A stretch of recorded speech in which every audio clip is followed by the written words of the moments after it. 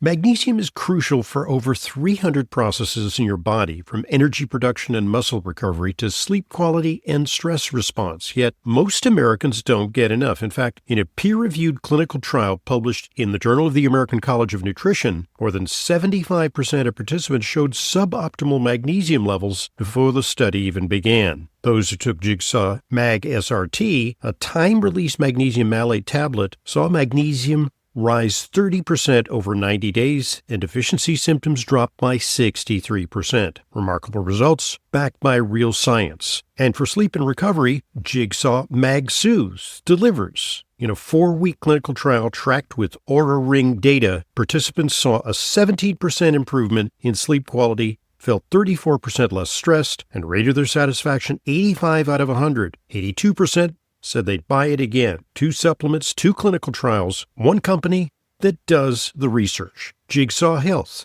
Mag SRT for daily magnesium replenishment. Mag Soothe for calm, restorative sleep. To order, go to jigsawhealth.com. That's jigsawhealth.com. Use coupon code Hoffman15 for 15% off your order. That's jigsawhealth.com, code Hoffman15.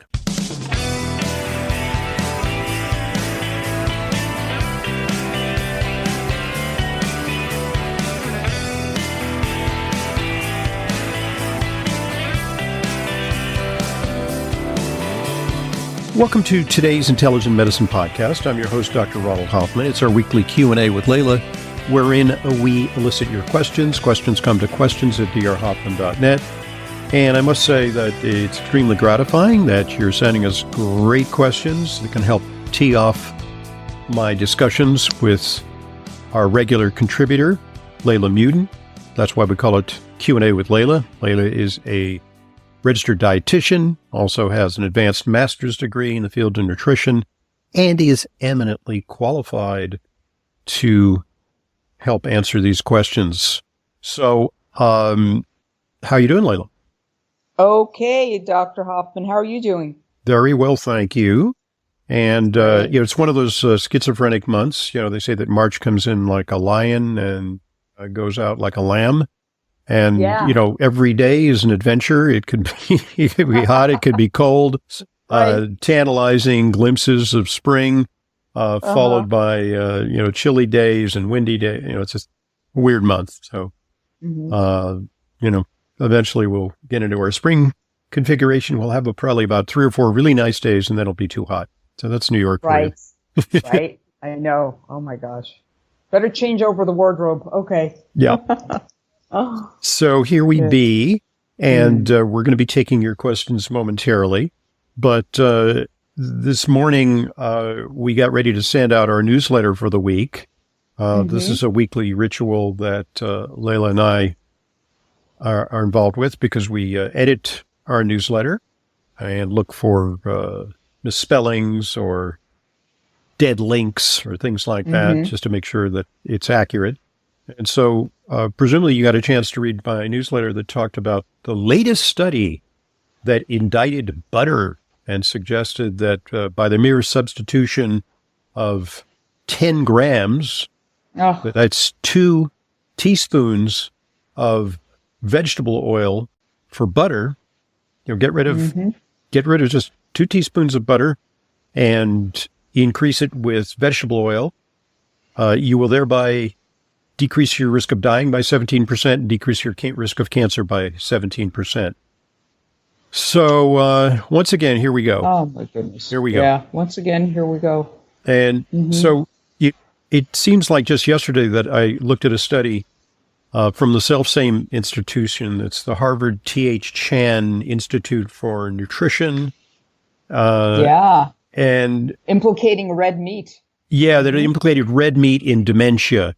And I thought I did a pretty good job of debunking that study. And actually, I'm not alone in that. Some people may think, well, this guy's kind of on the fringe. Dr. Hoffman is, one of these, carnivore guys. No, not really. A lot of your mainstream scientists took a look at that study and said, this ain't good science. Nope. It's not good science. They said nope. Right. And so now. And this is another study just like that, isn't it? Yeah, it is. And, what's interesting is that the study and I didn't mention this in the article, in the newsletter, because, I just thought that this maybe was a little bit of a below the belt comment, but it turns out that it was written by a postgraduate student. Now, he is not an MD, this person, I presume a male, because the name sounds male, but it's an Asian name. So I'm not entirely sure, but it seems like a guy. He has the equivalent of an MD degree from the UK. So he's a doctor, but he's a postgraduate student who decided to put together a study. And basically what the study did was it looked at the records of a lot of people based on an FFQ, food frequency questionnaire, that detailed, they know what they eat on a questionnaire. Yeah. And what they determined is that if you eat less butter and substitute vegetable oil, you're going to be better off. And so that kind of accords with the current view of the American Heart Association and, many mainstream institutions. Mayo Clinic also has these recommendations on their website and it's under the section of nutrition. And they're captured, as Bobby Kennedy Jr. would say. They've been corporate captured. Well, one of the interesting, especially American Heart. Yeah. So one of the interesting things about that is that, I point out in the article, and, please subscribe to our newsletter because you'll get it free. Hey, if you don't want to look at it, fine. I get a lot of stuff in my email that I don't want to bother to read. But it is usually, self-serving of me to say this, but I think it's interesting generally. This week's newsletter talks about that study. And, let me just say that the field of what's called nutritional epidemiology is really in trouble because it's these studies, they are often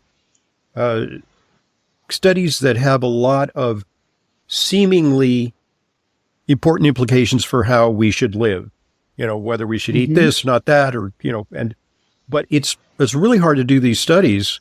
And it's easy to introduce bias into these studies and to arrive at a preordained conclusion. So let me just point, you can read the article, it's a detailed article, but number one, these FFQs, participants may not, this is what I read in the article, participants may not accurately recall their food consumption frequencies and portion sizes.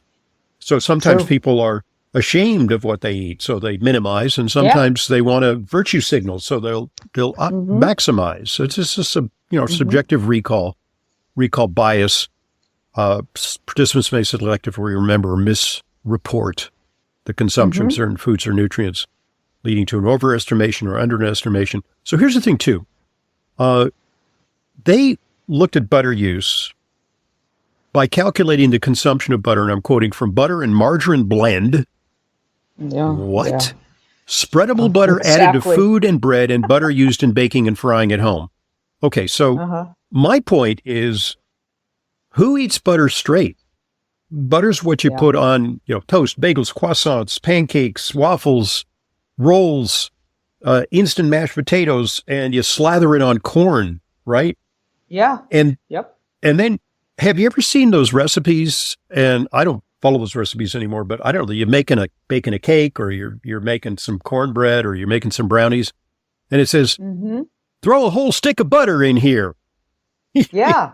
So butter use is actually more a marker for, I would maintain, carbohydrate consumption and sugary food consumption, because there is no better combo for the human palate than butter and sugar. It's guaranteed, whatever it is. You could make always a main ingredient in baking. Yes. If you want somebody to eat like rutabagas or something, just throw in a lot of butter and some maple syrup and yum yum. Yeah. Nobody eats butter straight. So you're spreading butter on stuff too. So that okay. And then so like seed oils, so what is a seed oil for these people? Olive oil, soybean oil, and canola. Now, you could say soybean oil is an example of maybe pretty unequivocally bad seed oil. And canola is a little better because it's a monosaturated fat. It doesn't have any beneficial polyphenols, but olive oil does. So when you show that people are getting rid of butter and they're substituting either olive oil or soybean oil or canola, well, maybe there's a benefit to the olive oil. There certainly is a benefit to the olive oil because olive oil doesn't just have fat; it's also got these beneficial polyphenols. So that's terrible. You know what? Call me a conspiracy theorist. I think they added the olive oil just to put their thumb on the scale in the right direction of vegetable oils. Honestly, that's what I see happening here. And of course, they added the margarine to the butter because everybody already knows how bad margarine is. I don't even to make the butter look worse. I didn't even know what they're talking about there. Is there such a thing as like some kind of butter margarine where butter is combined with kind of like some kind of hamburger helper for butter? Is there? But it's not. It's not trans fat. It can't be trans fat because it's not legal anymore. Of butter and margarine, exactly. Yeah. I don't know what that is. I don't know any version of Crisco that had real butter in it. I don't know. Yeah, I didn't even know what they're talking about. They did. Yeah, I don't know what they did. Yeah. So the lead author states, and I write without irony, what's surprising is the magnitude of the association we found. That is a pretty huge effect on health. And it's implausible. It's implausible that you're going to see that reduction in cancer 17% and a reduction in mortality. And then, but it generated headlines all over the place. And and incidentally, this Harvard T.H. Chan. It helps the vegan movement, which is what the Chan School of Public Health is all about. Yeah. It's all about the climate and cow farts, and we got to just eat vegetables and fruit and nuts and seeds from now on and nothing else. Hey, go do that if you wish. You're sovereign, but is that the key to health? Oh, I don't know. My producer, I didn't see this article yet, or maybe I saw it and it came out a long time ago and I didn't remember, but it's an analysis of the faux burgers and their impact on environment. And it's a very sophisticated analysis. And what they concluded is there was no environmental benefit because all the water and all the resources necessary for growing the soy, primarily soy, and then the chemicals and various constituents of that go into that, negate the environmental benefits of having a plant-based. So it's in the guise of saving the planet, they're also compromising the nutritional value of the food and making a highly processed alternative. So anyway, this Harvard T.H. Chan is funded in part by the Gates Foundation, and they've also supported Beyond Meat, Impossible Foods, makers of vegan meat substitutes, and something called Upside Foods, which is the lab-grown meat company that grows meat from animal cells. And Gates is he's pretty overt about it. He says, I do think all rich countries should move to 100% synthetic beef. Okay. Yeah. So he probably gave this grant to Chan School of Public Health and said, please come up with this conclusion. That butter is bad and vegetable oil it doesn't even have to be that overt. It can be like, look, we're getting big contributions from this guy. And, do we really want to publish a study that negates the benefits of a switch to a plant-based diet? I mean, even if they had preliminary results on a study, like they'd say, well, maybe this isn't such a great study to be talking about. Just like one of the studies on trans health, looking at the benefits of trans operations, it was supposed to demonstrate that there was a reduction in, mental health problems and suicide and all this kind of stuff. And it didn't. And so the originator of this study, and she actually admitted this, she said, I didn't want to release that study because that would hurt the trans movement. So we just kind of deep six the study. So there is that in academe, sometimes, there are sometimes very honest players who say, hey, we really thought this, but the study didn't prove that. There are even drug companies who sometimes develop drugs that crash and burn because they don't work. But more often than not, the direction is in favor of bias that kind of reinforces your preordained conclusion, which is in this case, where, all the websites, establishment websites say substitute vegetable oil for butter. What's your take on butter? What do you use butter? I use butter. I use butter. I use ghee. If I have less than a pound of butter in the fridge, it's an emergency. Exactly. The same with if I have less than 3 or 4 eggs left in the fridge, it's an emergency. Exactly. It's that kind of, there are certain staples I have around all the time. And I will cook primarily either in butter or in tallow, for example. I'll take a little bit of the fat off of my ribeye steak and render it in my pan. Right. And then throw my steak in there, for example. Yeah. Or if I'm cooking a burger, I may want to cook that in butter. Yeah. If I feel like it, I might do that. My eggs are cooked in butter. I rarely use any oil except for olive oil. Right. Yeah. But I use, I got to say, I'm not one of these anti-vegetable oil mania people. I will use sometimes some peanut oil to make, I actually bread and fry fish sometimes, and I use cold pressed peanut oil, the fancy expensive kind, and I use a fair amount of it, and it just imparts a lovely. It's like a shallow fry. You have to, right? Yes. It's not a deep fry. It's a shallow fry. You just use like maybe at most like a quarter cup of oil, and I use that. I will use sesame oil sometimes to impart a flavor. And sesame oil may have some beneficial polyphenols because it's a dark oil. It's got there's some good to that. That's flavor, all right, yeah. I try to avoid, I like mayo, but I try to avoid mayos that contain canola oil or worse yet, soy oil or safflower oil. Soybean oil, right. Yeah. I'll use avocado oil is a good runner-up. Yeah. It's got to have something. Mayonnaise, as well as cooking, The ones that have coconut oil in them, you can get those, they're with deodorized coconut oil. And I use those sometimes. Otherwise, you don't, you don't want coconut flavor. You get the essence of coconut everywhere. I can't. I rarely use coconut. There is one occasion that I will use coconut oil in cooking, and that will be scallops with garlic. The coconut, because the scallop has a natural sweetness, the coconut imparts. Yes. It's a really lovely combination. I do that. Hey, that's an idea for me. I'm getting some, the fish guy comes to my neighborhood once a week, and maybe I'll order some scallops tomorrow. Get some scallops, try cooking it in coconut oil with some garlic, and it's nice. Yeah. That sounds like a plan for tomorrow. All right, enough digression, and, can read the article in its entirety, and, but I had to do it. And I'm getting tired of swatting away these bad studies.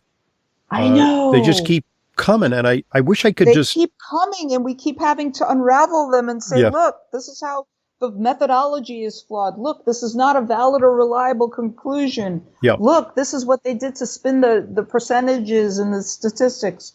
And I think that's one of the reasons why people also subscribe to Intelligent Medicine newsletter and listen to the podcast, because the conventional interpretation of these things is unreliable. You really want to get a little bit more of a sophisticated and nuanced understanding of some of these issues rather than health news by press release, which essentially is what this is. That's what it is. Clickbait. Yep. Yeah. Anyway, enough of that. We driven this one into the ground. Time for an opportunity for our sponsors to share an important message with you. So listen up, here goes.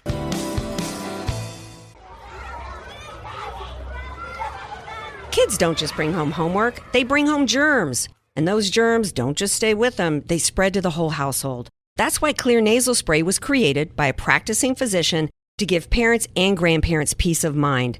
You may not think about it, but your nose is filtering out a semi-truck full of air every single day. Clear isn't just another spray. It creates an additional layer of protection in your nose that blocks bacteria and viruses before they can even take hold. Yes, even that virus. Supporting your body's defenses right where germs first try to enter. Clear is a hygiene product recommended for daily use, drug-free, non-drowsy, and safe for all ages. Just a quick spray in the morning and evening helps you cleanse your nose. Don't just hope for protection, create it. Get Clear Nasal Spray, your daily defense. Clear Nasal Spray is available at retailers nationwide and online. Check out Xlear.com for our special offers. That's Xlear.com. Thanks for listening. Thanks for supporting our sponsors. They, of course, are what make Intelligent Medicine a continuing free resource to you. And now let's start with some of our questions. The questions come to questions@drhoffman.net. Okay, we've got one from Gary. Dear Dr. Hoffman, maybe you're already aware of it, but I happened upon a news item in the course of my travels. Home urine test detects aggressive prostate cancer. This apparently was from an article in February, and it's called My Prostate Score 2.0 to be manufactured LYNX diagnosis. Yeah, so let's talk about that, because it sounds almost too good to be true. It's like, you don't have to go to the doctor. You just order a home test, and it'll tell you whether you have prostate cancer.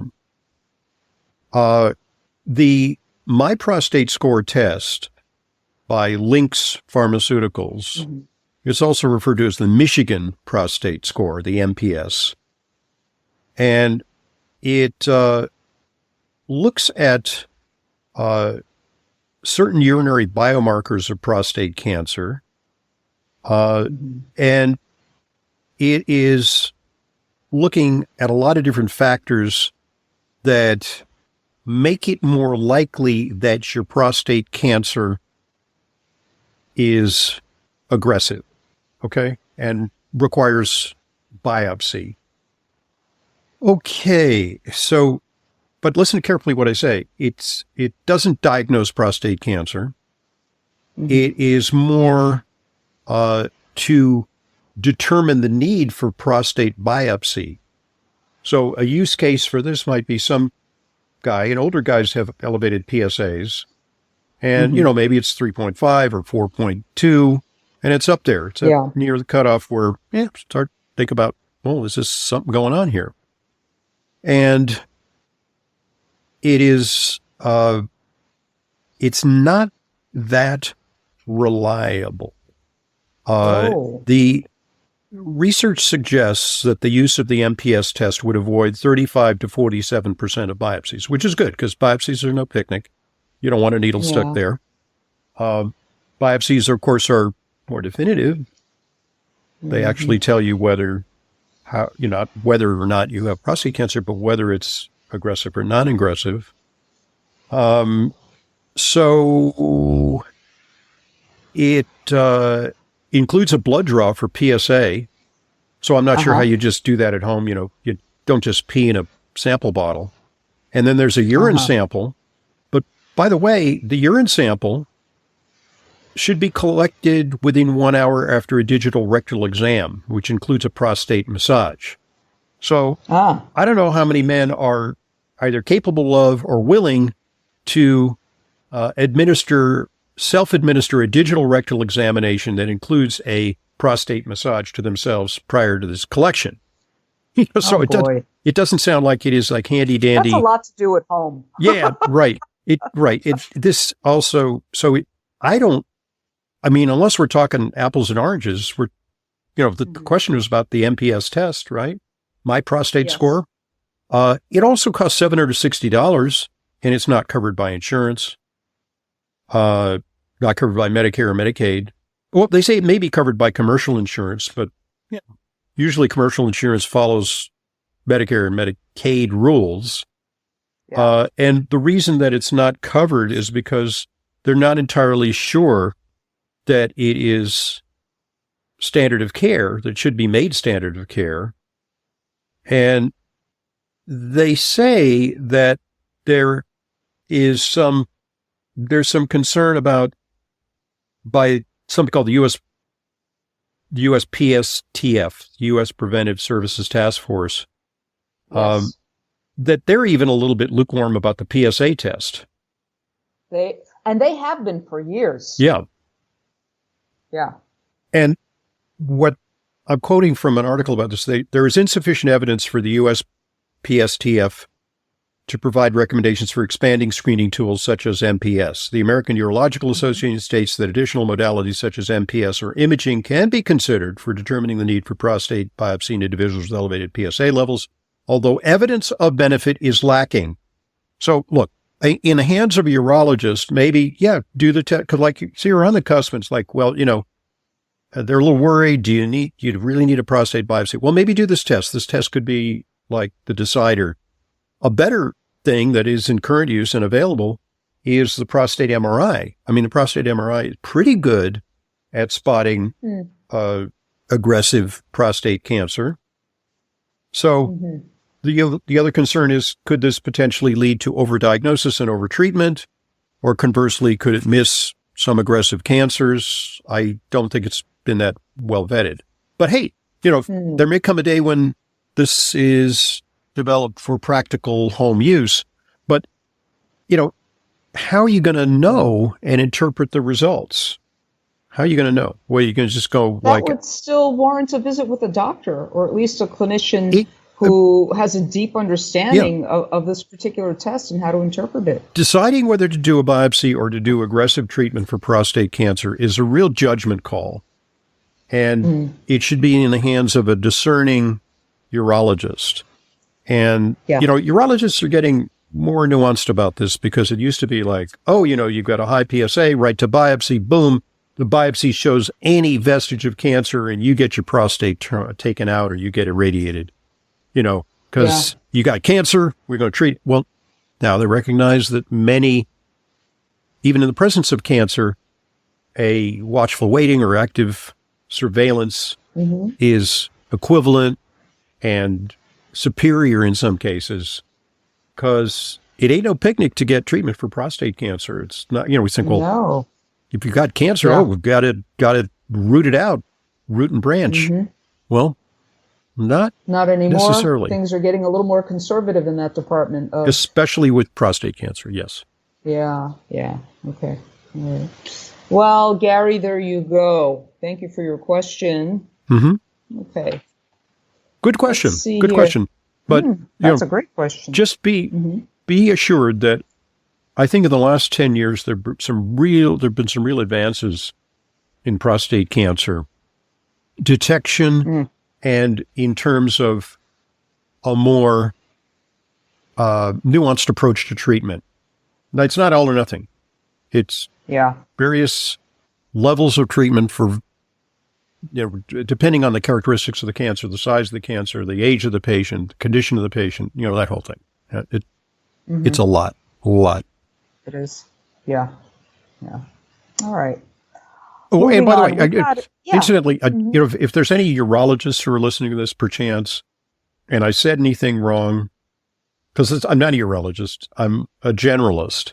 And if you have something to add on this, or if I've said anything misrepresented this or said anything incorrectly, this applies to all areas of medicine where I comment on this as a generalist and you're a specialist and you have very specific insight on the condition that I talk about, and you want to correct something I've said or you want to amplify something I've said, please write in and, share your perspective on it. Okay? Absolutely. And send it to questions@drhoffman.net. That's where we get our questions as well as comments, all of that. We appreciate it. Yep. Okay. Andy writes, "Hi, Dr. Hoffman. I'm a 75-year-old male. I'm active. Years ago, I had a calcium score of 600, so I started Crestor and several supplements. Well, in January, my score went up to 1,500 with 850 in the LAD. Okay, so hold on right there. Okay. Yeah. So this is what's called coronary CT, quantitative CT, QCT, of the coronary arteries. So, and it refers to either an EBT scan or a CT scan that gives you a score and gives you a general location of where the plaque is. And it's a numerical score, but it doesn't tell you if you're blocked. It can't tell you if you're blind. Yes. What's the number? And the number was high to begin with, and so corrective action was undertaken.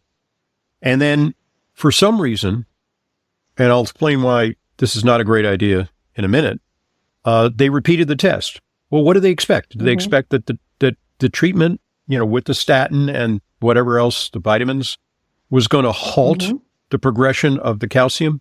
It doesn't. I'm just going to say it outright. If you expect that it's going to halt the progression, and in fact, studies show that statins accelerate the progression of calcium. Now, you may say, well, why ever use a statin if it's going to... with vitamin K, exactly. Well, it's not even that. It's such a catch-22. No, it's not even that. It's that statins may exert a protective effect by taking soft, sticky, unstable plaque and converting it to stable, hard plaque. So that may actually be a benefit. But so this is not necessarily a sign of failure that the score went up. That's interesting. Typically, if you should only have a bank account that has an interest rate that is as high as the percentage increase in plaque scores year to year. So typically they go up by double digits, as high as maybe 20%, but rarely less than 5% year to year. And so you start with what the guy started with 600. Like 5-10 years later, you're going to see it's quite likely it's going to be quite a few hundred higher, because it does get higher. However, generally there's a somewhat of a protective effect of statins. Generally. With potential downsides, so you don't want to use them unnecessarily. Yeah. Okay. So, all right. So, Andy. Good. So Andy has more to say. Andy says. I just wanted to say, excuse me. Yeah. If you have, I would never take a patient who has a score of 600. Yeah. And I would never repeat the test. Why repeat the test? What's it going to tell you? It's going to tell you that it's you don't need a report card. You've got plaque. You've got risk. The decision has been made. Yeah. You're going to do everything you can to reduce the risk. End of story. Yeah. Why repeat the test? Well, Andy then had an angiogram. Okay. That showed an estimated 30% lining in the LAD, but no blockages. So he didn't get a stent, but his Crestor was increased to 40 milligrams a day. Okay. And that makes sense. And that makes sense because what they're saying is this guy's got risk, so let's put him on a little more. Okay. Yeah. Well, Andy has been taking a super vitamin K supplement that's the equivalent of about 1,570 micrograms of vitamin K2. Mm-hmm. And he's wondering, is there any reason not to continue this dosage? Am I overdosing? No, I think I've looked at studies on vitamin K2. Some studies say that it slows progression and other studies say it strikes out. I mean, I got to be honest with you that it's not, the studies are not unanimous in saying that it is going to prevent progression, but I've not seen any studies where a surfeit, an excess of vitamin K, promotes calcification. Yeah, so I don't see that there's a super downside to that. And especially in view of what you said earlier, which is correct, which is that just as statins interfere with coenzyme Q10 synthesis, they also interfere with vitamin K synthesis. Yeah. So taking a vitamin K would be warranted to maybe hopefully undo that particular effect. But yeah. Andy, somebody needs to look at his lipoprotein a. Andy, you also need to be on the right diet. I mean, there's other things besides taking Crestor and a handful of supplements. Are you eating crap?